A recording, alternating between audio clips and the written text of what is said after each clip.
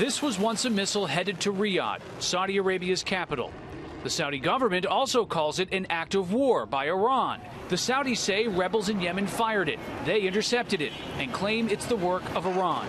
The United States military says the missile has Iranian markings.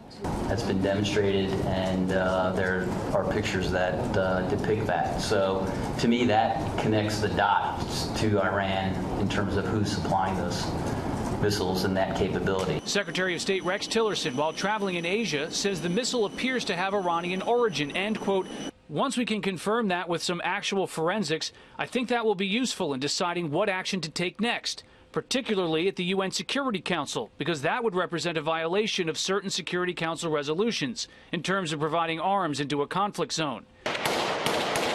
Saudi Arabia is fighting Iran-backed rebels in Yemen, part of a broader proxy fight with regional adversary Iran.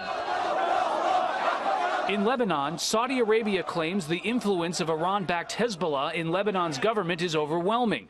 The Saudis say Hezbollah's activities in Lebanon are effectively a Lebanese act of war against Saudi Arabia.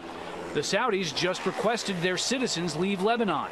This weekend, the Saudi-backed Prime Minister, Saeed Hariri, resigned, and he did so from Saudi Arabia and is still there. Lebanon's Prime Minister is detained in Saudi Arabia, and it has to release him.